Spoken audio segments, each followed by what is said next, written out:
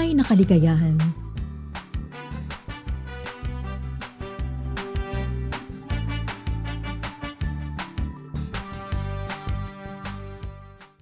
Ang ating ebanghelyo ngayon ay pasimula sa kilalang sermon sa kabundukan na tinatawag nating The Beatitudes.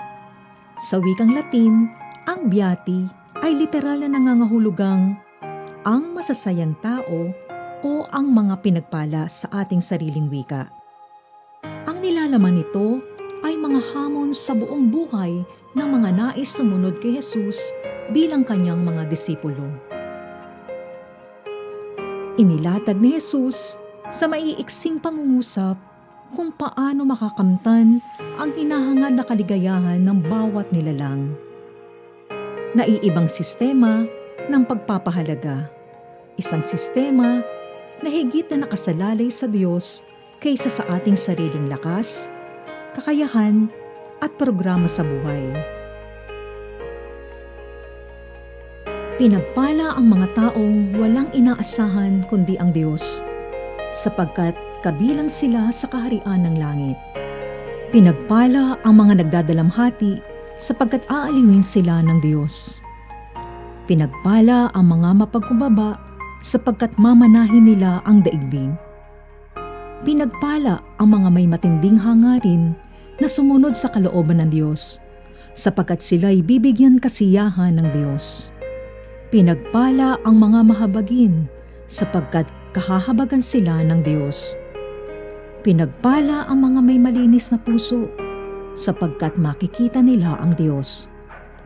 Pinagpala ang mga gumagawa ng paraan para sa kapayapaan, sapagkat sila'y ituturing na mga anak ng Diyos.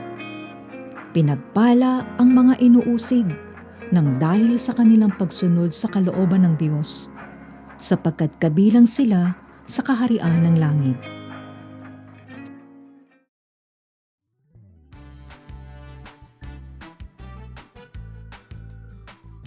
Ang sermon sa bundok ay nakatuon sa bagong paraan ng pamumuhay na nagdudulot ng kaligayahan sa mga taong pinagpala. Sa kabila ng kanilang mga nararanasang hirap, pag-iisa at pagdadalamhati. Nais ni Jesus na patuloy na umaasa tayo sa Diyos, sumusunod sa kanyang kalooban, gumagawa ng daan para sa ikapagkakasundo at panatilihing malinis ang puso. Sinasabi sa Katesismo ng Iglesia Katolika, inaanyayahan tayo na dalisayin ang ating puso ng masasamang hilig at hanapin ang pag-ibig ng Diyos ng higit sa lahat.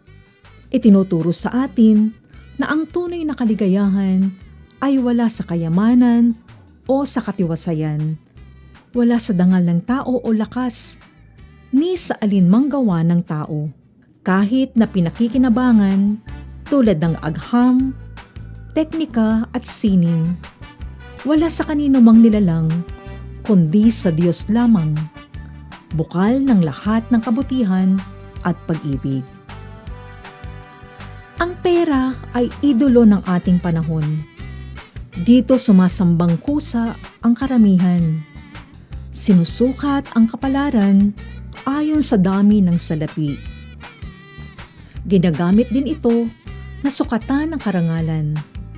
Ang lahat ng ito ay utang sa paniniwala na sa salapi ay makukuha ang lahat. Kaya nga, ang kayamanan ay isa sa mga idolo ng ating kapanahunan. Kasama rin dito ang masamang kabantugan. Ang kabantugang makilala at maging matunog sa daigdig na itinuturing ding kayamanan. Isang kayamanang higit na makapangyarihan.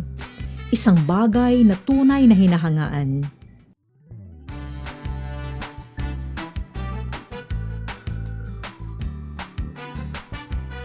Inaanyayahan at tinuturuan tayo ni Jesus na tahakin ang landas ng kabanalan. Paano ba nating dadalisayin ang ating mga puso na piliin ang landas ng kabanalan? Babalikan lamang natin ang ebanghelyo.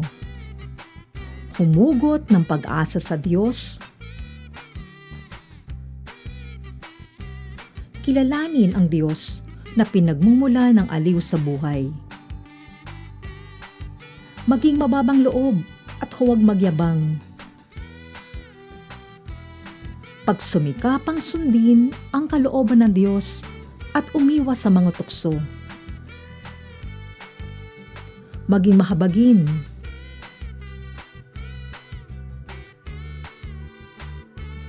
Hubugin ang puso na maging tapat at totoo. Maging daan ng pagkakasundo at hindi sigalot.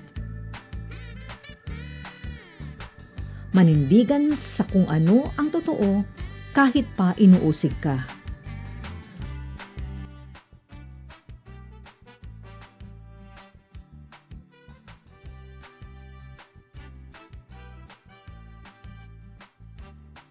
Magsaya kayo at magalak, sapagkat malaki ang inyong gantimpala sa langit. Alalahanin ninyong inuusig din ang mga propetang nauna sa inyo.